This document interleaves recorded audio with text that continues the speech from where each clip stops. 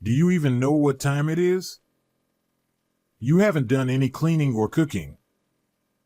Just sleeping all day. What a life you have as a housewife. Robert grabbed my arm and forced me to stand up, slipping his arm under my armpit to lift me.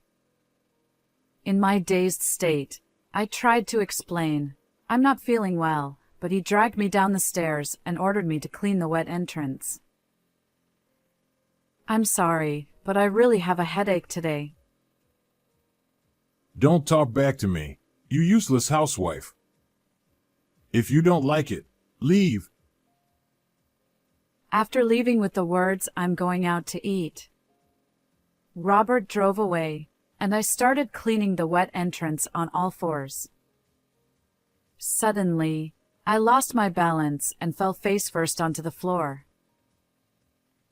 The front door opened abruptly. It was my daughter, Ashley. She was shocked to see me collapsed in the entrance and immediately asked, "What happened? Are you okay?" With tears streaming down my face, I explained everything to Ashley at the entrance. "It's my fault. I can't support your father who works so hard." What are you talking about? Leaving a sick mom like this and going out is a problem beyond just working hard. Ashley got divorced a few years ago and now lives in an apartment nearby. I'm fed up with my husband's lack of compassion. But I can't imagine how to live without his income. Mom, I have a good idea for you. Really? My name is Lisa Smith. Since my only daughter Ashley became independent, I've been living with my husband Robert. Robert runs a small electrical contracting business and hardly ever takes a break. We use the second floor of our house as our living space, while the first floor serves as his office, blending work into our daily lives. Even during dinner, Robert always has his phone with him, and he prioritizes work calls even when we're out as a family. Whenever we pass by newly built convenience stores or commercial facilities in the neighborhood, he proudly says, "I did the electrical work here." Robert truly loves his job and has no hobbies to speak of. Perhaps because our child is a girl, he didn't know how to relate to her, and since she was in middle school, he showed little interest and hardly spoke to her. Eventually, Ashley got accepted into a prestigious university for electrical engineering far from home and started living on her own. Although it was financially challenging to cover her tuition and living expenses, Robert worked hard and managed to support her, even while complaining.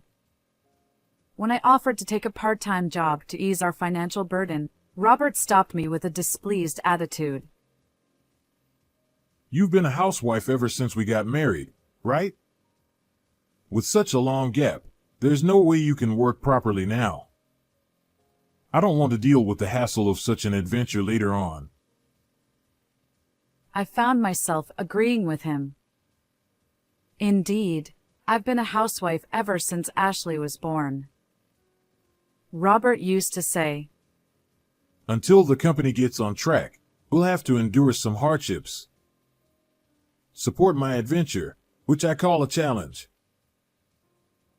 He would leave our small apartment for work, leaving me and our young daughter behind. It's been a long time since then, but I still remember it sometimes. When we first got married, Robert had just started his own business as a sole proprietor, and things weren't going well. I spent a lot of time alone with our daughter. My young daughter would always draw anime and manga illustrations and show them to me. She loved drawing in elementary school and middle school, and in high school, she joined the art club and even tried her hand at oil painting. Unfortunately, Ashley's drawings never won any major contests. I felt sad when Ashley decided to give up on her talent and chose to go to a university for electrical engineering, a field where she could gain practical skills. As I looked at her watercolor paintings left in her room after she moved out for college, Robert spoke to me from behind. She's a smart kid. I thought she might say something adventurous like wanting to become an artist, but she didn't have any crazy ideas and went to college. Oh, and come down to the office later. There's a lot of paperwork piling up.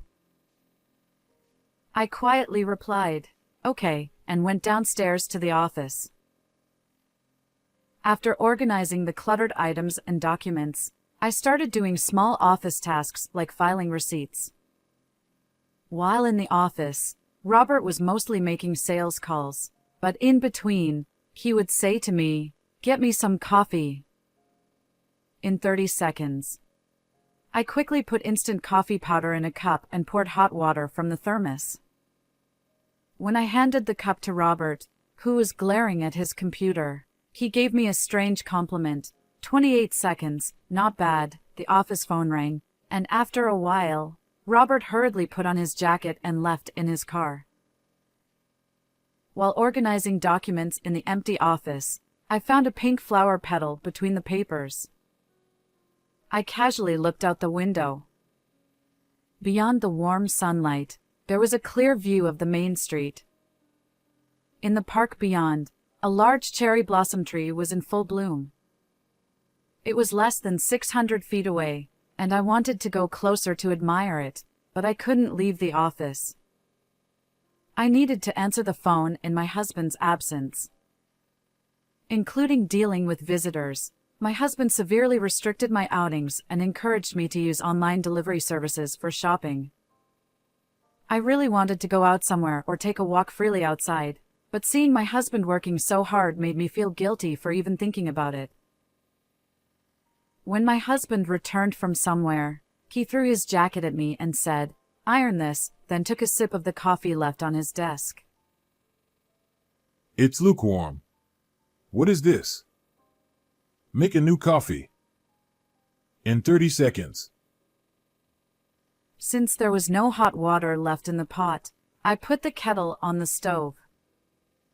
Leaning back deeply in his chair, my husband muttered, I drove by the park earlier. The cherry blossoms were beautiful. I looked at the cherry blossom tree visible beyond the window once more. I suddenly thought, it's already spring. And then, it's spring again. The moment I saw the cherry blossoms signaling the arrival of spring, I was filled with deep emotion. Just yesterday, it felt like winter with the cold air lingering. When I opened the window, the warm air flowed in, and I was struck by how quickly time passes, leaving me at a loss for words. Watching the cherry blossom petals dance in the wind far away, a sense of loneliness spread in my heart. Spring, a season that should be bright with my daughter's successful college admission and new life, only brought me sadness. It's been more than 30 seconds. You know? Thinking about the seasons that passed without feeling them, I felt helpless, but I handed the cup to my husband with a calm expression, saying, "Sorry." A few weeks later, when I casually looked out the window, the view had already become ordinary, and I continued organizing documents with an empty feeling. Such days continued for many years. The refreshing spring breeze and blooming cherry blossoms, the summer sunshine and cold ice cream, the autumn foliage and harvest season, and the winter snow scenery and warm hot pot dishes. Year after year, I spent my days busily. The word fulfilled became ambiguous, whether positive or negative, as I just lived each day desperately, and only when I closed my eyes at night in bed did I feel a deep sense of relief. Before I knew it, I was in my 50s. One day, it rained heavily. It wasn't the rainy season yet, but it had been raining continuously since morning. For some reason, I've always had migraines when it rains. That day, my head hurt so much that I decided to lie down in bed. I couldn't answer the phone calls coming into the office and just kept sleeping in bed. Eventually, a loud noise at the front door woke me up, but my body felt heavy, and I couldn't get up, so I kept my eyes closed. I heard my husband coming up the stairs from the front door, and he roughly opened the bedroom door where I was. Hey! What's going on here? I tried to respond, but my throat was clogged, and I started coughing. Then my husband forcefully pulled off my blanket and shouted again in a strong tone. Do you know what time it is? Cleaning, cooking. You're just sleeping soundly. What a nice life you have as a housewife.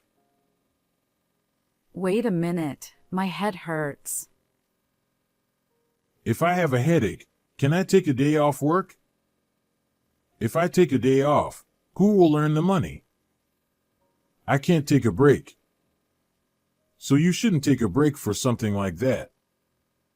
Your job is housework, right? My husband grabbed my arm and forcibly pulled me up, putting his arm under my armpit to make me stand. In my dazed state, I told him, I'm not feeling well, but he forcibly dragged me down the stairs and pointed to the front door. It's pouring outside, so the entrance is soaking wet, right? There was dirt on the stairs and in the living room too, so at least clean the floors. My head, it feels like it's splitting.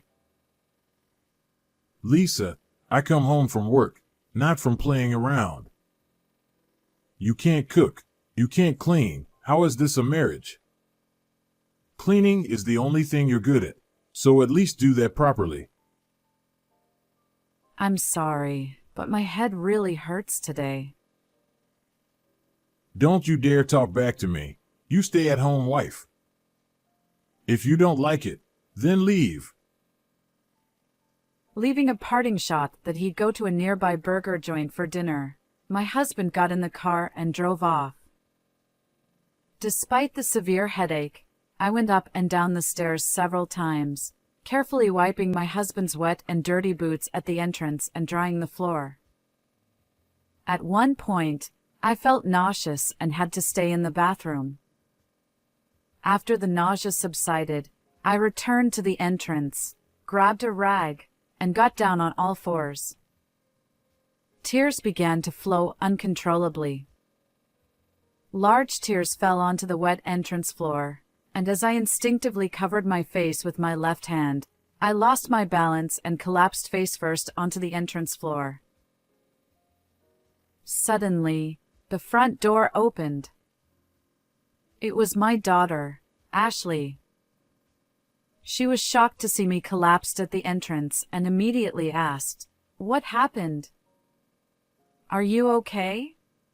I explained everything to her, my face crumpled with tears. It's my fault. I can only do cleaning and housework, and I can't support your father who works so hard. What are you talking about? Leaving a sick mom behind and going somewhere is a problem beyond just working hard. Ashley quickly wiped the entrance with a rag. She told me to rest, but I felt bad about it, so I went to the kitchen, put the kettle on, and made some tea we received as a Christmas gift. The small clock in the kitchen showed it was already 7 p.m. My husband would probably go to a bar after eating burgers and wouldn't come home until late at night. If I didn't stay up until around 11 p.m., he would get angry again. As I let out a small sigh, Ashley, who had cleaned the entrance, started washing her hands in the kitchen. Sorry, Ashley. Did you come for something today? Mom, you always get migraines and feel unwell on rainy days. I was just worried about you. Ashley quickly dried her hands and checked the contents of the refrigerator. After thinking for a few seconds, she took out some ingredients and prepared a cutting board and knife. I'm hungry, so I'll make something. You can eat too, right? Ashley, yes, please. Ashley, with her perfect smile, beamed at me. She got divorced a few years ago and now lives in an apartment nearby. I couldn't ask her, who has no children, to move back home because it was clear she would clash with her father if she did. Ashley quickly made some soup. The taste was different from the recipes I had taught her. It was a taste I didn't know. Feeling truly relieved, I murmured, "Delicious, Ashley," sitting across the table, gently placed her hand on mine. Mom, I don't think getting divorced was a mistake, and I'm glad I did it. So, if your current life is hard, I want you to know that divorce is an option. I can't. It's impossible. I haven't worked in years. Even though Ashley mentioned divorce, in my mind, it was a word that referred to something happening in a distant world, and I couldn't imagine myself divorcing my husband. It's not that I'm completely satisfied with my current life. I'm fed up with my husband's lack of compassion towards me. But I can't imagine how to live without his income. In that case, I have a good idea. I couldn't imagine how to earn an income if I got divorced, so Ashley's words, "I have a good idea," made my eyes light up. Ashley looked at her watch and said, "Why don't you come to my apartment?" Maybe I was tired. Even though I felt like I would be a burden to my daughter, seeing her cheerful smile made me desperately want to take her hand. It felt like I was getting a one-way ticket to an adventure I had always dreamed of. The next day, I woke up in Ashley's apartment. It was already late morning. I hurriedly got up and saw Ashley humming while hanging laundry on the balcony. Sorry, Ashley, for sleeping so late. It's okay, Mom. You were really tired. I got out of bed and put my hands on my hips. The migraine that had hurt so much yesterday and my chronic back pain were both gone. I had never slept more than 6 hours since getting married. I was surprised that just being away from my husband allowed me to sleep more than twice as long as usual. Ashley handed me a cup of coffee and sat down next to the bed. Dad called earlier. He was angry that you left the house without permission. I told him you seemed unwell, so I brought you here, but he wouldn't listen. It was frustrating. Ashley, looking dejected, opened the curtains. From her second-floor apartment, I could see the park that was visible from my house. Nearby elementary school children were running around the park, laughing. Watching the children play happily outside the window, I said to Ashley, "You know, I think I should go back. Realistically, it's too difficult, especially with the money situation." I thought the same thing before I got divorced. It's scary for anyone. When I looked at her with a puzzled expression, Ashley smiled sadly. After that, I decided to rely on Ashley's kindness for a while. I wanted to believe in her words. I have a good idea. A week passed. I took care of the household chores for Ashley, who worked from home as an illustrator. I had assumed she was working in the electrical field since she studied it in college, so I was surprised to learn that she earned her income through illustration. But the computer I use is an incredibly high-performance custom model. The quality of my illustrations is on a different level from other illustrators. I didn't understand much about it, but I deeply respected my daughter for pursuing and achieving her childhood dream. However, Ashley seems to be bad at organizing and cleaning, and the room is a complete mess. I can't help but think she inherited the bad traits from her father, though I don't say it out loud. Just then, the doorbell rings. Ashley and I exchange glances. When Ashley answers the door, my husband is standing there, his face bright red. How many days are you planning to stay here? Get back home and do the housework. We've even received complaints from clients. The paperwork is piling up. You're coming home right now. My husband shouted as soon as he opened the door, and I was at a loss for words. Ashley gently grabbed my shoulder and moved me behind her, saying, "Step back." Listen. Mom is never going back to you again. Huh? Are you out of your mind? Or have you lost your senses? A woman who has spent half her life vacuuming the house can't possibly live after divorcing me. Get ready to go home now. When my husband tried to grab my arm, I instinctively pulled it back. I shouted, "Don't touch me," in a loud voice, and my husband widened his eyes, his face turning red with anger. I want a divorce. When I said those words, I felt like a weight had been lifted off my shoulders. Ashley immediately hugged me tightly and explained everything to the stunned Robert.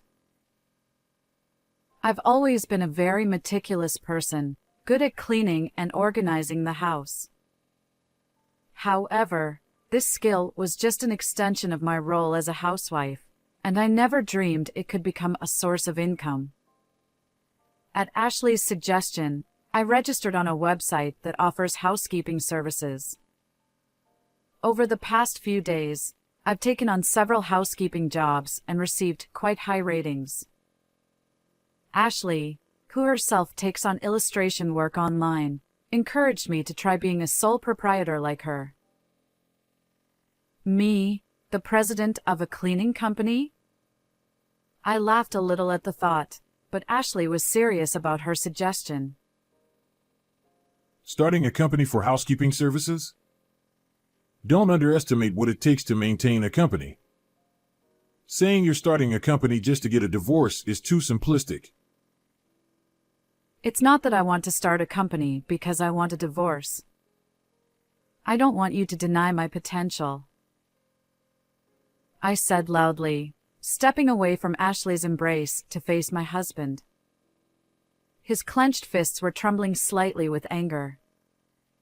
He was probably worried about the neighbors seeing him in front of the apartment door.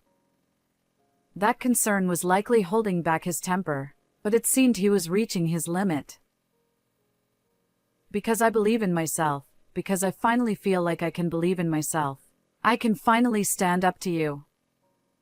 If I don't divorce you now and pursue my new dream, I will definitely regret it. I said this while tears streamed down my face. I thought that by getting married, I was working hard to support the company he started. Even before we got married, I had experience working in accounting for a large company, and I believed I had been providing various support while deeply understanding the management state of his company. We were supposed to be on this adventure of life together. But somewhere along the way, he forgot. He forgot that this adventure was with me. We stopped calling each other by our names at some point, didn't we? Maybe. For a long time now. We haven't been a married couple, just business partners. Enough. Get back home and organize the documents. The office is. I calmly watched my husband as he yelled. I felt like I had said what I needed to say. He grabbed me by the collar and shouted something. All this time, In that cramped office with just the two of us, I thought he would understand someday. Someday. Even if it was just one blunt word, if he had just said thank you, that would have been enough for me. But now, I don't care about that anymore. I thought he might hit me. I was scared, but the thought of overcoming this ordeal and finding a new future for myself made my heart race with excitement. Despite the situation, I found myself laughing. My husband raised his fist to arm height. Was he going to hit me? I thought, but I was sure he wouldn't. If he were the kind of man who would actually hit me, I wouldn't have married him in the first place.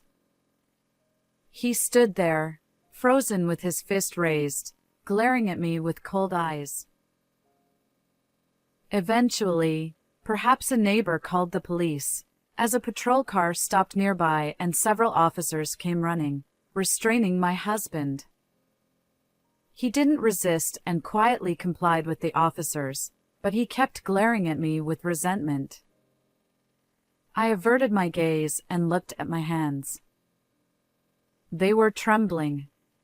Ashley silently took my shaking hand and, with teary eyes, hugged me tightly. Mom, you were so cool. Tears were streaming down my face uncontrollably. I chuckled bitterly, thinking there's no way I looked cool like this. But I don't think he'll agree to the divorce. At those words, Ashley flashed a bright smile and pointed to the security camera installed right above the entrance. I don't think that camera was there before I started staying at Ashley's apartment. Ashley had been certain that if I stayed at her apartment, my husband would come to take me back within a few days. So, she had installed the camera to record and capture his usual behavior. Normally, home security cameras only capture video, but using her knowledge from studying electrical engineering, she had added an audio recording function as well. So, my husband's abusive words from earlier were all recorded. Ashley gave me a carefree smile, more genuine than ever. After the police incident and the footage from the security camera proved my husband's behavior as grounds for divorce, it took quite some time, but the divorce was finally finalized. Considering that my husband's business, which he ran alone, would likely struggle without me, I had already explained the situation and apologized to our regular clients who frequently gave us work. Since my husband caused this commotion while running his own business locally, his reputation plummeted. He couldn't handle the paperwork, accounting, or phone calls that I used to manage, and his business started to suffer. Despite repeatedly apologizing and explaining to our clients to prevent such an outcome, my husband's lack of composure affected not only me but also our clients, making it impossible to rectify the situation. I heard from neighbors that he now spends his days buying convenience store meals, looking disheveled. I've been living at Ashley's apartment for quite a long time now. The housekeeping jobs are coming in steadily, and I'm slowly but surely saving money. While starting a company in my name is still a bit in the future, Ashley and I are currently busy looking for a bigger apartment to live in together. As I look out at the park from the apartment window with a sense of calm, I wonder if I've ever had such a peaceful time in my life. Men who live alone become slovenly, while women who live alone flourish, I guess. What does that mean? My daughter, who was drawing an illustration on her computer, turned to face me. I sat by the window, feeling the soft breeze on my cheek. Outside the window, the cherry blossoms were in full bloom. Many people had gathered in the park to see the large, pink double cherry blossoms, creating a lively atmosphere. Instead of just drawing illustrations at home, let's go see the cherry blossoms. No way. You can see the cherry blossoms from the window. The image Ashley was drawing on her tablet was displayed on the computer screen. It showed the back view of a young woman and a little girl looking up at the cherry blossoms. As I absent-mindedly admired the beautiful digital art she was creating, Ashley said with an embarrassed smile, It's kind of embarrassing. This illustration will be the cover of a novel that's coming out soon. "Wow. You get those kinds of requests too. What's the concept behind it?" Ashley continued to talk without stopping her drawing. She explained that it depicted a scene of a little girl looking up at the cherry blossoms with her mother in the park. Don't you remember? A long time ago, you and I went to that park to see the cherry blossoms together. Ashley stopped drawing and looked straight at me. I fell silent with my lips slightly parted and quietly said, "I don't remember." There was a few seconds of silence. Ashley turned off her computer, took out a jacket from the closet, and handed one to me and one for herself. Well then, let's go see the cherry blossoms. I gently draped the light beige cardigan she handed me over my shoulders. The cherry blossoms in the park, which once felt so distant, now feel very close. The changing seasons, which I had failed to notice before, now seem so beautiful. From now on, I will surely continue to cherish the daily joys that I couldn't remember before. How did you like this story? Please don't forget to subscribe to the channel. See you in the next video.